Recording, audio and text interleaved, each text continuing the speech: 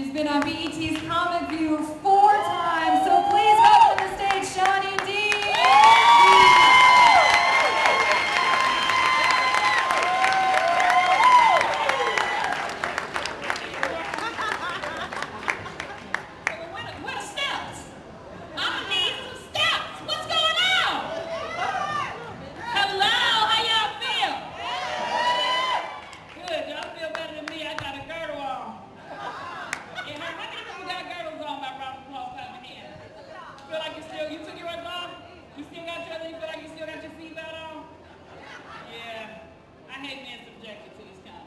And it don't really work, it's only holding me down like way down here. What about this right here, these two?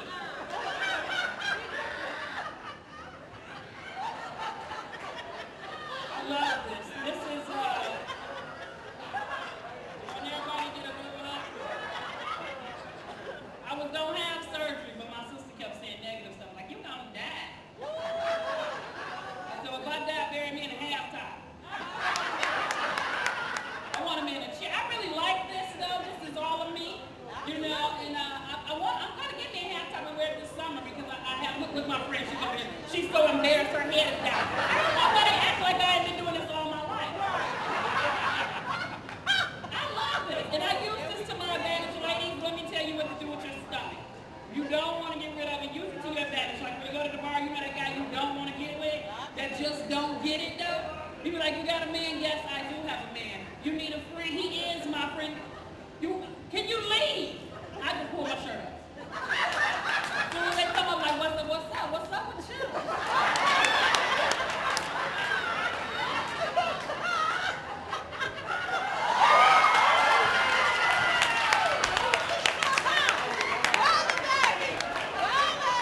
I'd be like, you lost?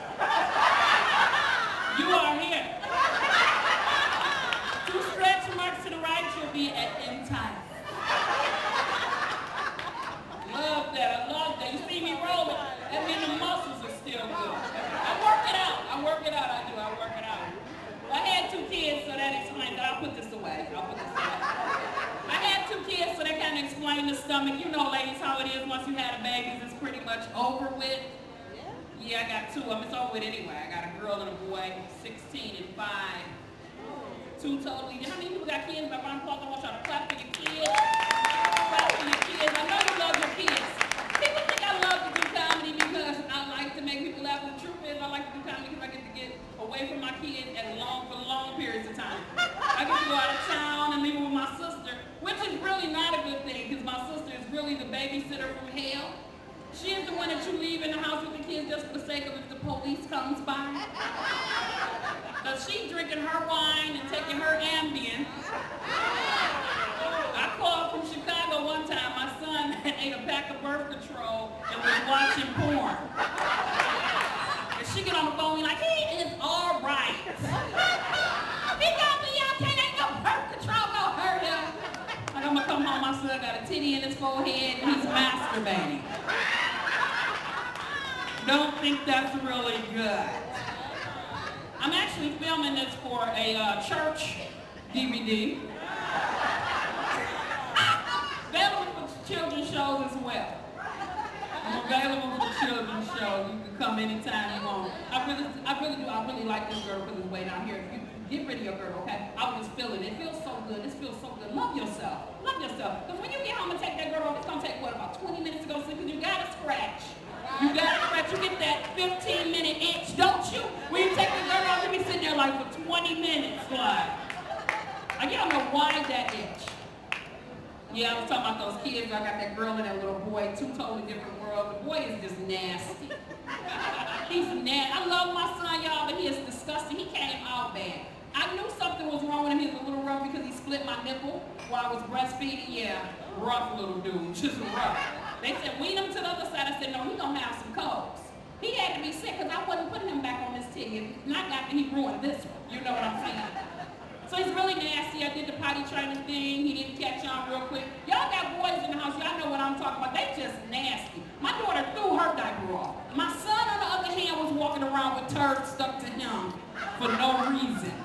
And then I was doing little stuff like and then he had that boo-boo that was like, it stuck to him. Like you had to chisel it off of him. You really bathtub and let it soak for a minute and lighten it up. And people were giving me advice. They was like, put them, you know, let them sit on the toilet for a while. Yeah. He walked around, his legs was numb for 2 days one time I left him on there so long. He was like, you ain't no good. You are no good mother. Then one time they said, just leave the boo-boo on him and he'll get it. 2 days later, he's still running around playing like, I want some cotton candy, mama. Then he real mannish, y'all. He liked big women. I don't know why. He liked thick women. He was feeling on my butt the other night. I came in drunk, you know, off of the Long Island. I don't know, anybody here drinking Long Island? Clap it up for yourself. You're going to jail if you're driving. Don't drink and drive. I'm told to tell you that in the class that I have to take. See, I'm drinking water now. But something about the Long Island is a very deceitful drink. It's very deceitful. It don't take that long to catch up with you. And then it catch up with you at the most inopportune time. And they taste so good. Anybody that had a Long Island here, y'all know what I'm talking about. Make some noise, make some noise. Y'all know you got one over there. You ain't driving, you driving. You're driving. Good, good, good, that's good. They gonna do some stuff to you. I'm gonna tell you what they did to me now. See, the Long Island catch up with you at the most inopportune time. Like when it caught up with me on the freeway.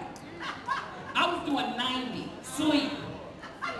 This is a true story. God is good. Always give it up for God because he did. He saved a wretch like me. Hallelujah. Did I just go to church? He saved a wretch like me. You got to go to church. You got to take him to church. Everybody got to go to church. But I was driving on the freeway doing 90 sleep. I had drunk like 7 Long Islands. And I woke up and it was a lady. Obviously, her car was a little bit raggedy. She couldn't get away from me. Everybody else had got away. They were scattered all over the freeway. I must have been telling this lady for the longest because she looked like if she could have just got up and picked her car up and ran with it, she wouldn't have. I mean, I swear when I woke up, it was like a ludicrous, but it was like, move, chick, get out the way. Get out the way, chick, get out the way. She could not get out the way. So I snatched my truck wheel, crashed into the median. It was a terrible thing. It was, but here's the thing. I got a whole different respect for Ford because the truck started right back up. That was really good. So that get rid of the found on the road dead theory. So I felt obligated to take off. The truck started back up. Didn't make no sense for me to sit there. So I pull off and this nosy truck driver. Don't y'all hate nosy people? Is it just me? But I hate nosy people. Okay. He pulled over to help me. I understand that. But once I shot past you, you saw I was all right. It's over. It's over. Am I right? It's over. Okay, so I shoot up off the freeway. He done called already on me. Breaker, 19. Come in, 19. We got the freeway player hater. This is the freeway player. I think we got a possible drunk driver coming off that exit. So as soon as I whip up, y'all, the police whip up on me. Woo! I'm so drunk. You ever get so drunk you're truthful? It's not good to hang with people that you don't like when you're drunk, because you'll tell them. Let them owe you $17. You be drunk like, I know what. You've been owing me $17 for 3 years. Yeah, about 5 purses. You really done told the truth, so now the police walk up on me and say something like, I asked them something stupid first though. I think about it when I said, is there a reason you pulling me over, officer? And he looked at my truck and looked at his car and he said, could you driving half a truck? I had towed that damn truck up, y'all. I did not have a clue. I knew it felt a little windy, but I thought I had the air on. Towed my truck up. So now I'm so drunk, I know I need to go to jail. I need some rest at this point. I want to go to jail now. But somebody had told me something really stupid. One of my friends that's a professional drunk driver, he said the next time you get pulled over, put pennies in your mouth. And I don't think that was good advice for an alcoholic. You know, don't tell a drunk person to put pennies in their mouth. Because they asked me to blow in the machine. I had like 24 cents in my mouth. So of course, you know, I'm blowing pennies straight in the machine. They like, blow again. He like, what did she blow? He like, 24 cents. Now I'm honest. They asked me had I been drinking. I was like, I'm messed up. I tell the truth, because now I need some rest. I want to go to jail and I gotta pee really bad. So they didn't even take me to jail. They told me I had to walk a line. I never knew a line could be this impossible. Then they told me they needed me to blow. Now I'm high, so I'm not comprehending like I should. I'm like, both of y'all? I'm like, how much is the ticket? You know what I'm saying? Well, what I went through, I'd have hooked them both up. I paid a lot. I did 4 days in jail. Man, it was awful. I had the bubble guts. The toilet is right in the middle of the floor. If you've never been to jail, you wouldn't know. They have a toilet in the middle of the floor with all of your friends around, okay? And I had this young lady who was so happy to be in jail. She's like, I know the guards, girl, and wait till you get on the 4th floor. I was like, hold on. I didn't make a reservation. This is not a resort. So then I get on the toilet. Finally, I pull the shower curtain around me, and she's standing there like, so, where you from? I'm like, a land where people boo-boo alone. I don't ever want to go back to that place. Jail is awful. It feels good to be in a room with so many white people though and not be in court. Thank you. I hate court. Court give me the bubble guts. The judges keep saying stupid stuff to me. The last judge told me to crack a joke. I'm standing there like, what's funny? I'm facing time. Then he said, crack a joke. It was an order. So I said, knock, knock. He said, who's here? I said, hopefully not the bailiffs. Just don't want to go to jail, but I still keep drinking, you know.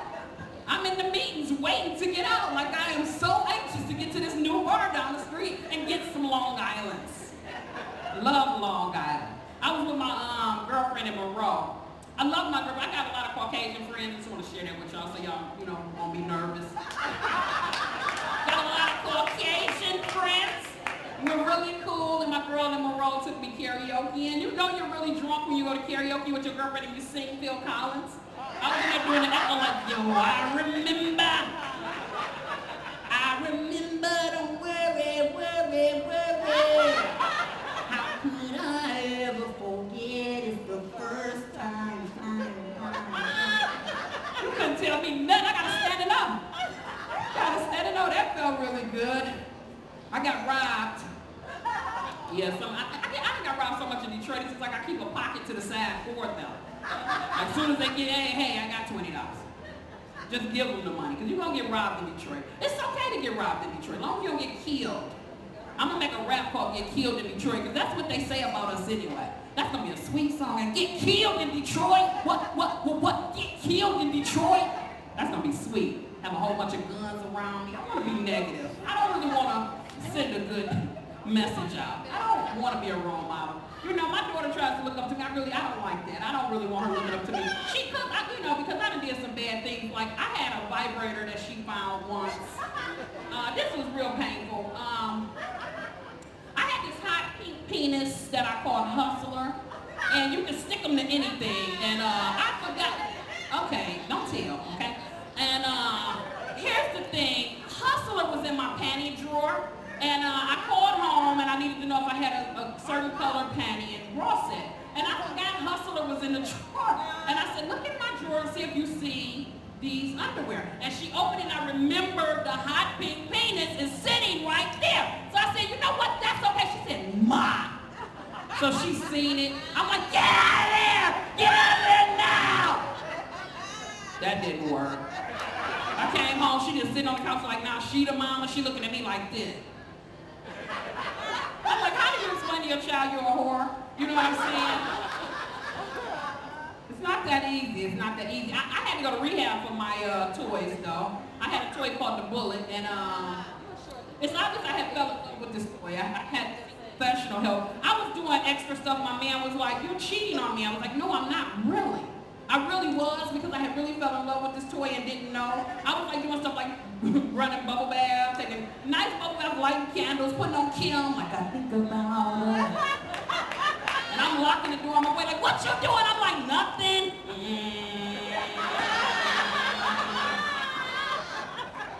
I kind of gave up on that love thing. I had a couple bad relationships. Had a guy that left me for a 15-year-old. That was rough. Yeah, and it wasn't R. Kelly, you know. Probably would have been different. I probably took him back if he had some money. But he was a broke guy that left me for a 15-year-old. Then he told me something really outrageous. He said she was doing things I wouldn't do. I was so curious. We always curious to